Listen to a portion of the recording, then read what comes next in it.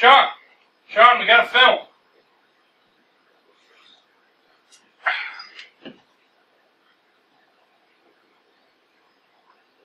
Fuck.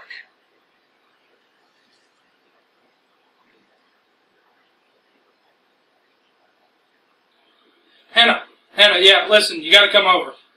Yeah, Sean's dead. Alright, I think that'll work. What's with the mustache? Haven't you ever seen Weekend at Bernie's?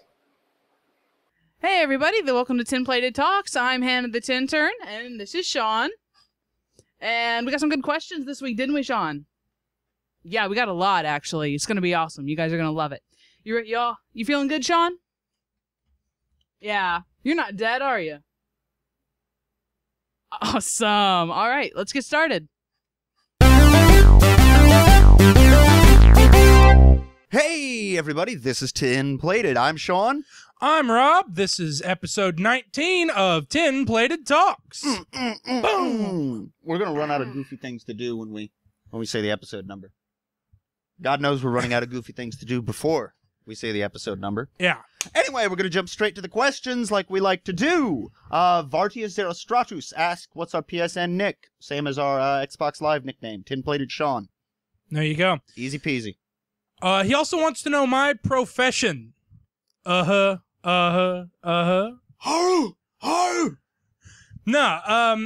let's see. Presently, I work in indigent care for a massive public hospital, and I spend most of my day helping people who are otherwise unable to afford it get life-saving health care. Yep. Everything from, cancer to, frankly, diabetes, the whole deal. We help poor people. He's not playing it up to make it look like that's just the glamour part of the job. No, that's his job. You do mostly like booking imaging stuff, right? Do a lot of imaging, but a lot of what we also do involves interfacing with local charities. When somebody's like, I need this MRI, or they just straight up say, my mammogram says I have breast cancer, it's, okay, go home, relax, let me make some phone calls.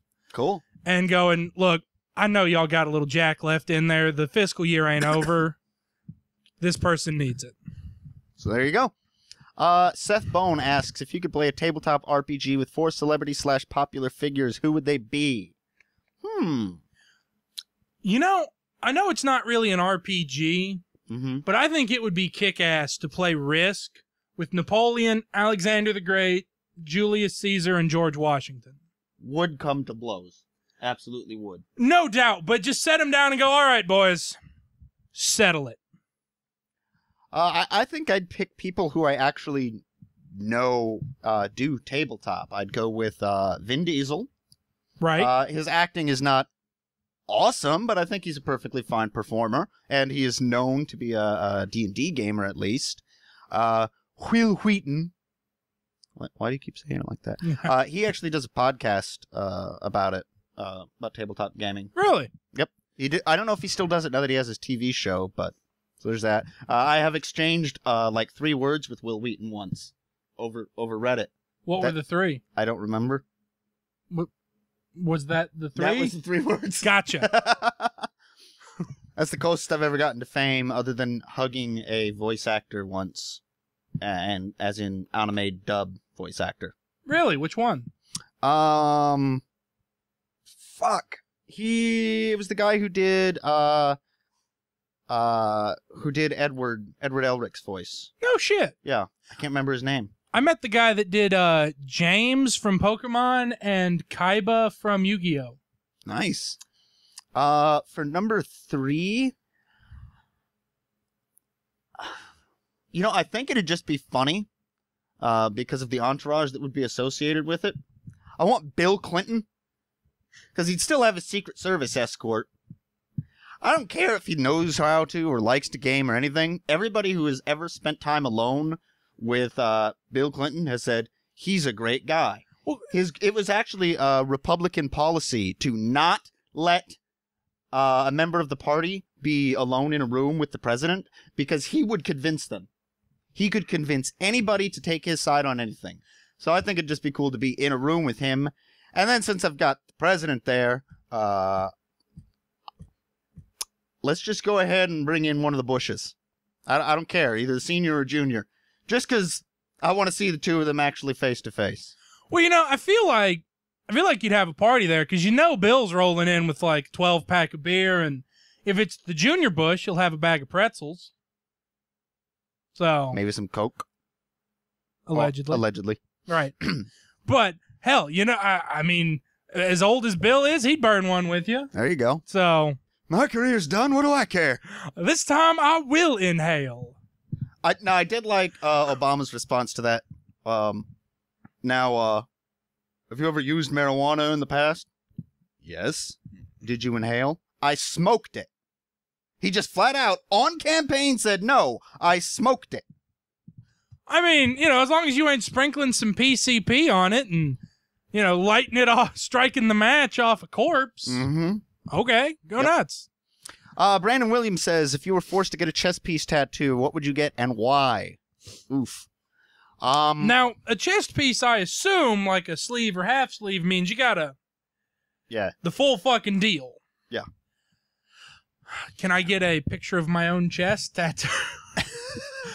No, I would just get your own face, a la Steve-O.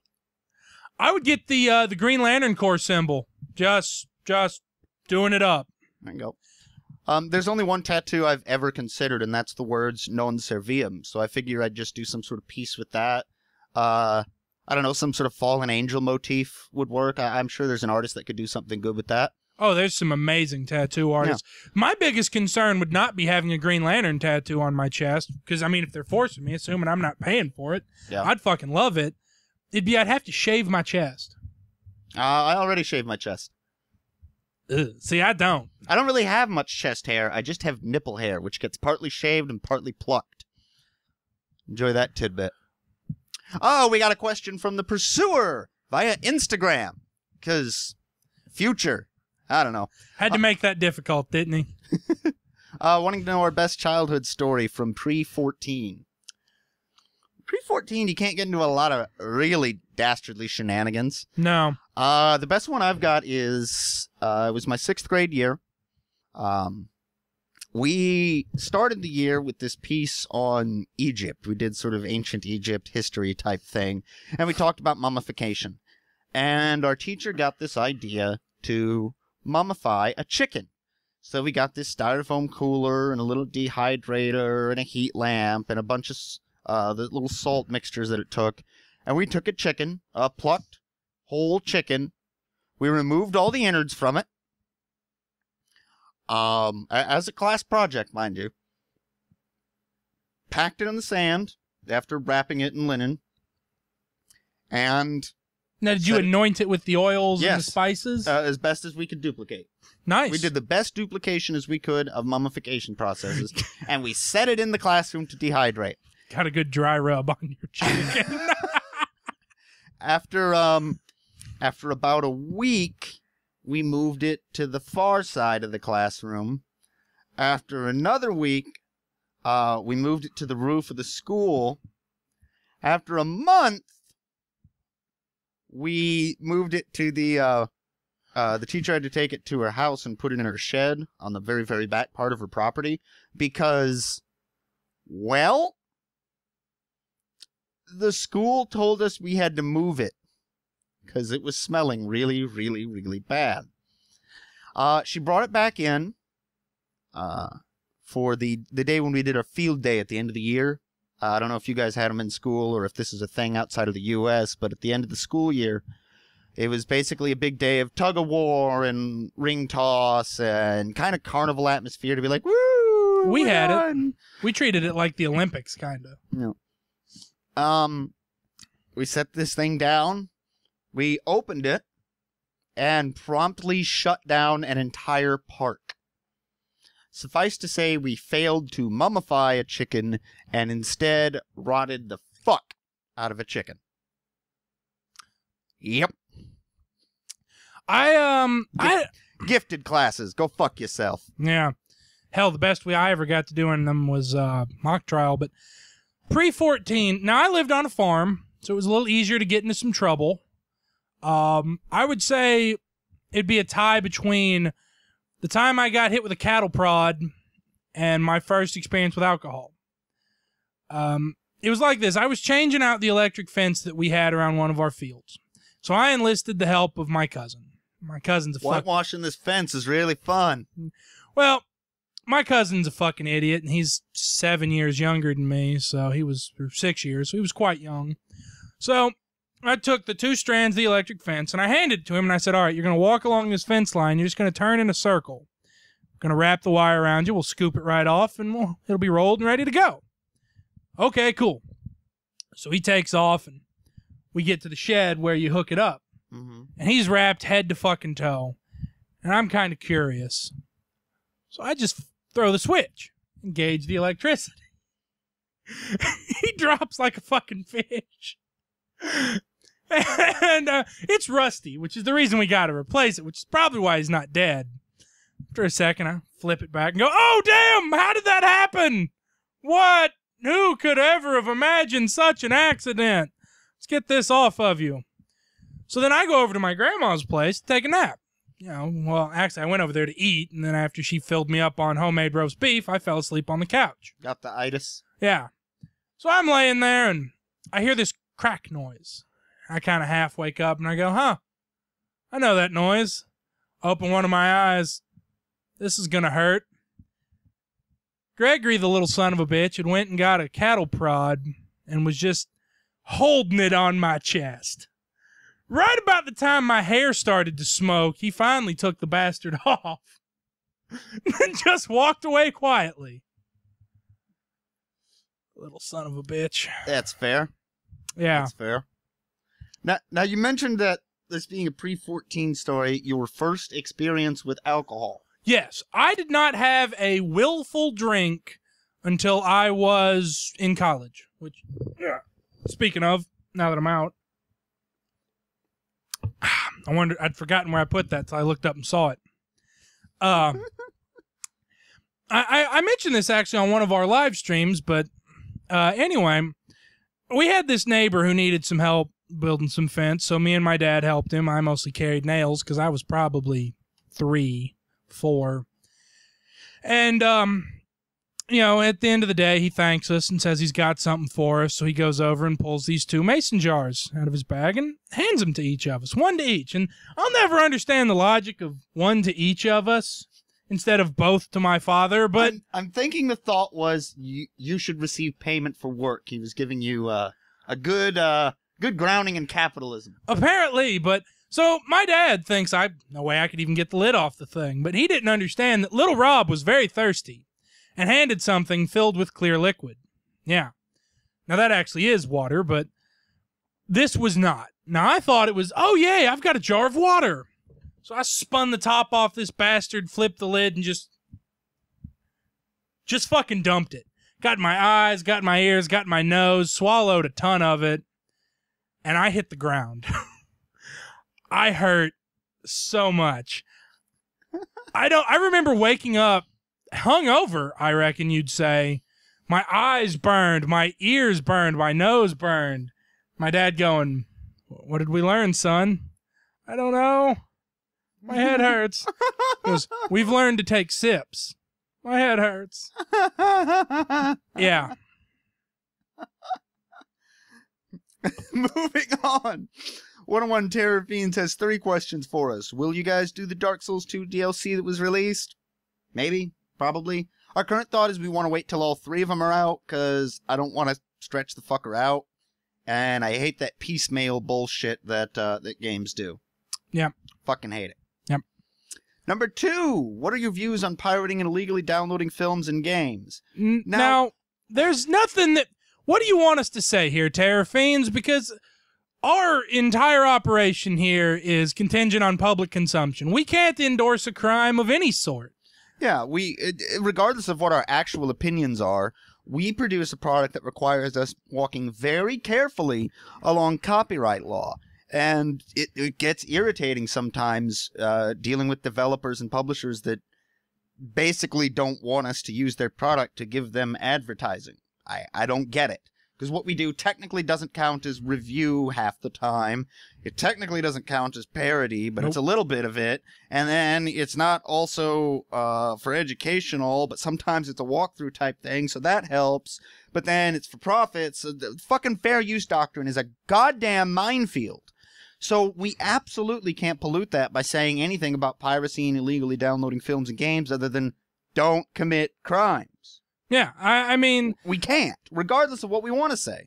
No. And you know what? Back before it was illegal, back when Napster was a thing... Well, it was still illegal. It was just that nobody really had thought of it as a crime to be enforced. Yeah. It was still copyright infringement. But, I mean, you know, now it's... That shit, they will... I have a buddy that got a letter from our local power company / internet provider. Municipal fiber, bitches. Way of the future. Way of the future. Way of the future. I have to say that when people say that. Anyway. Unless, of course, our Congress critters successfully make it illegal. No. Won't happen. Won't let it happen. Anyway. Comcast is got a lot of money. He got a letter saying, listen, somebody at your ISP's been doing a little illegal stream and downloading. Knock that shit off or else we'll levy a fine. So, I mean, you know, they can crack down on it in your fucking house these days. Yep.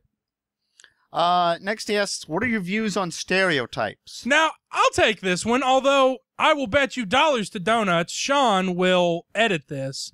But here's the thing. And that's the truth. That's the reason the world's the way it is. Yeah, that's education, son. Seriously, though, I'm not sure what you want us to go into here. It's kind of a vague question. I mean, stereotypes can be very harmful. I'm Jewish. I'm queer. I hit a lot of things where stereotypes come up against me. But at the same time, stereotypes come from somewhere, either because that's an actual trait of the group or because someone wanted it to be thought of. Stereotypes have origins, which can be hateful. They can be earnestly attempted to be honest, or they can just plain be utterly and completely wrong. It's sometimes they're true, sometimes they're not, sometimes most of the time they're somewhere in between. I find a lot of them walk the line between like observations and then just wild rumors. Yeah. Hell, you can still find people today who will say that Asian women's vaginas go horizontal. Yeah. Or I don't even begin to understand where that stereotype came from, but it's not the case. I don't get it either. It's biology does not work that way. But I mean, also, that thing about all Jews being rich and powerful. Where's my money? Where's my money, bitch? No, fuck. Well, and then, you know, I'm don't Southern. rule the world either. No, we Freemasons do. But okay. I'm Southern. I get shit for that all the time. I remember when I was in high school, I was in DECA, Distributive Education. It was a marketing competition. I was the best in this state at what I did. Nice. So when I was at Nationals as the #1 ranked competitor in the country, and I'm running into people from other states, and I am in a full fucking suit and tie to the nines, right? Yeah. And they come up and they have all these questions. They're like, where are you from? And I'm like, well, I'm from Tennessee. And, you know, my accent was standing out a lot compared to them. And they go, wow, do you wear shoes? And I'm in a goddamn... Now, in fairness, I do go barefoot a lot, but I'm in a goddamn suit. So I don't miss a beat. I look down and I go, is that what these are? They stuck them on my feet after I got off the bus, and I ain't been able to take them off. You know, where they'd ask, do you have indoor plumbing? And I'm like, I get it, you know, but before the TVA Act, sure, but we live in a goddamn modern society with the internet, for Christ's sake. Yeah. You know what our lives are like. The Real Housewives of Atlanta is a show. Yeah. Atlanta is one of the financial hubs of this country.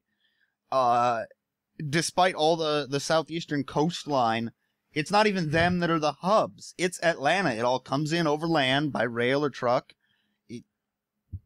I don't know. So stereotypes, it's best to just try not to let them influence anything you do, because they're going to steer you wrong more often than they're going to steer you right. I mean, I believe they exist for a reason, and I believe that as a general Compton, it's a stereotype of Compton that it's dangerous. stereotype of Camden, that it's a shithole. But if I'm being honest, if I found myself in Compton, I would take extra precautions for my personal security. Mm-hmm. I mean, so there you go. But at the same time, you don't turn that into, if someone mentions they're from Camden, oh, should I give you my wallet now, or do you want to pull the gun out first? You got to use a bit of logic, and that's something that seems to be sorely lacking round the world. And I'm not going to say these days, because, no, that's just been how it's worked since the beginning of fucking human history. Pretty much. All right, the 10 turn. A question for Sean, because I don't have the foundation. Whom do you usually side with in the Civil War in Skyrim, and why? Me. Fuck 'em! Right. I've never completed the main quest. At all. I've never really gotten into the Civil War shit. I just dick around endlessly. That's just sort of what I do. Although I have completed the Stone of Berenzia quest. That's a fucking bitch. I have no idea what you're talking about, but I expect... There's 100 stones hidden around this massive game. 100. 2 of them, if you miss them the first time you get a chance, you never get a chance to get them again. You don't get a quest marker for where they are. They each take up a separate inventory slot. You can't drop them. You can't get rid of them. And the quest will forever be in your log. It is the most irritating quest ever made, short of, all you had to do was follow the train, CJ. Well, and from the number of words I don't recognize, I gather this next one is in the same vein. And it's from Bocephus. You are the champion of a Daedric prince. Whom do you serve, and what artifact are you given? He is apparently a fan of the Molag Bal and a mace. Yep. The Daedric princes are basically y'all fuckers need Jesus. They're demon lords in the Elder Scrolls universe, and some people, mostly dark elves, worship them as their gods, their pantheon of gods. Okay. They are not explicitly evil, but they are pretty much universally dicks. I would go with Sheogorath and the Wabajak. That would be the god of chaos and madness, and the Wabajak is this staff that you can blast people with, and it does a random thing. It might kill them, it might transmute them into a different entity, either more powerful or less powerful. It might shoot a fireball, might shoot lightning, might heal whatever you wave it at. It's just a purely random stick. The Jabberwock? The Wabajak. Ah. The Wabajak. All right, well, that was confusing. Huh. But Bocephus has a second question. That one is more towards Rob. Says, my father posed an idea to me that sounded interesting. The Allied forces had several standing armies inside Germany at the end of World War II. If they had marched on the USSR, do you think they could have defeated them? If they could have, how would modern politics be affected? For example, the Cold War most likely would not have occurred. Space race, communism, etc. I believe this one was called Operation Unthinkable. Mm-hmm. And it was for 3 days after the capitulation of Germany to wheel around and attack the Soviets. Here's the thing.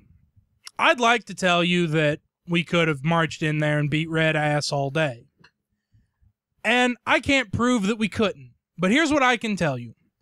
More people died, more soldiers died on the Russian side in the Battle of Stalingrad alone than presently live in this state. You could depopulate the state of Tennessee of every man, woman, and child and not replicate the number of soldiers the Soviets lost in one city. That was the build-up to the Battle of Kursk, the single largest battle ever fought. It was bigger than most wars leading up to it. The Soviets have always, or the Russians, frankly, Soviets before that and the Russians before that, have always had one thing, and that's a fuck ton of people with no regard for them.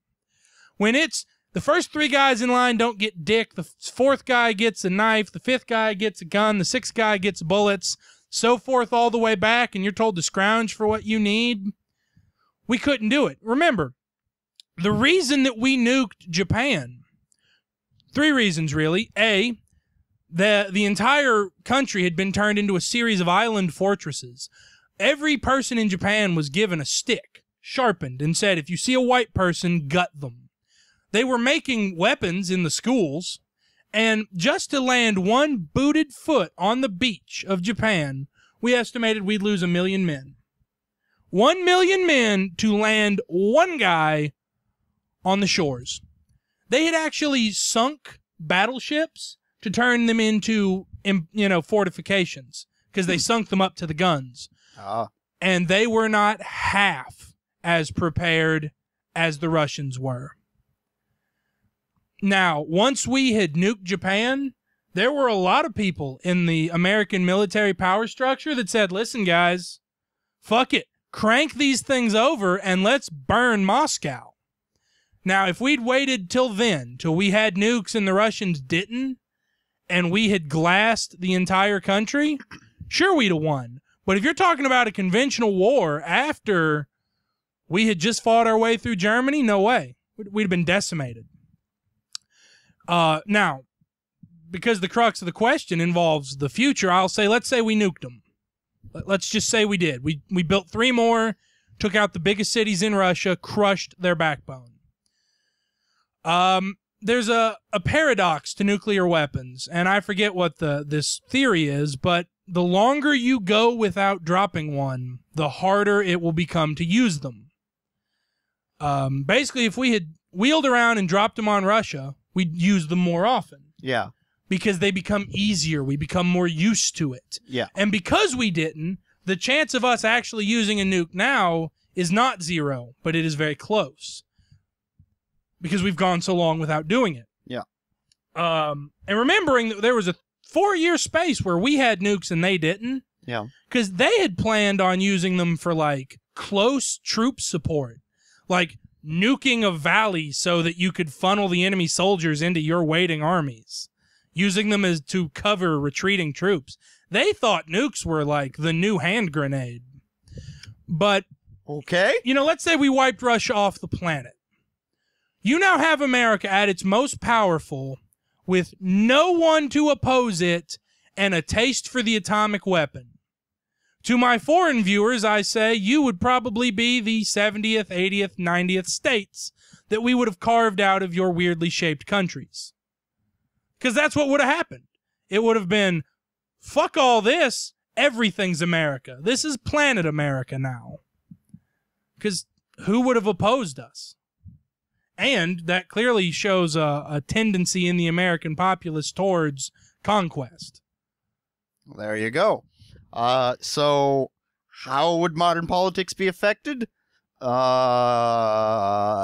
Pretty drastically, apparently. As for my opinion of it, I agree. We could not have taken the Soviets. Couldn't. Absolutely. I don't think anybody's ever successfully marched into Russia and taken it, save for the fucking Mongols. The Vikings. Well, they established it. Yes, they did. They marched in and took it. Yeah. Well, it wasn't Russia till Rus showed up and started Russing it. Right. Right. They took it from the bears and from the snow. Right. So, short of the Mongols coming back with modern upgrades, which that would be fucking terrifying. They'd all just have Jeeps and AK-47s. Instead of horses, it would be, this is my Jeep. Hundreds of thousands of Jeeps. Of just Jeeps with mounted artillery. Fuck that. Fuck the machine gun. They're going to put artillery on the back of the Jeep. That whole thing where steak tartare was the steak tenderized under the saddle, right. That'd be engine block eggs. Right, yeah, exactly. You'd throw some flank steak on the engine block and just drive along. Yeah. But yeah, so short of that, nobody's doing anything to Russia probably ever until something drastically changes. Yep. Russia is essentially unassailable because it's so fucking vast. And the number of people, wave after wave of our own men, because I knew killbots had a preset kill limit. I mean, effectively, it's 1/8 of the total land mass of the planet. Yeah. It's 12 time zones. And that's now that it's smaller. Yeah. When it was the USSR, yeah. But yes, I agree. The Cold War would not have occurred. very hot one would have, followed, depending on the number of nukes, by a very cold stretch of time. All right, so I'd like to thank everybody for your questions. Some good ones this time. Like I said last time, if you've ever asked a question that we didn't answer, ask it again, and I would say post it to Facebook, because that won't delete it like YouTube tends to do with comments. Which, speaking of, like our Facebook, we have a website, guys, and no one has posted on the website in 3 weeks. Well, there's not a lot there, honestly. It's just the forum. Honestly, register for it, talk there. We'd love to see it. Best way to make absolutely damn sure we see your message is we do have emails attached to the tinplated.com domain. Yep. There's Sean at tinplated.com. There's Rob at tinplated.com. That's SEAN, and that's ROBB. If you email us, we will damn sure get the message. So, but other than that, posting comments here is perfectly viable, tends to work, but again, if your comment gets lost, just ask it again. Like, comment, subscribe, check out the website. We've got Instagrams, we've got Facebooks, we've got Twitters, we've got Snapchats. Tin Plated is slowly spreading out. Tell your friends. Hell, dislike us if you hate the videos, because they still help. So I guess if you really hate us, don't dislike us. It's the worst thing you can do. I think that's all we got for this week. Oh my God. You look like the Microsoft Mac commercials. You look like the guy that was PC. John Hodgman? Yeah. The mustache makes you look like Hodgman.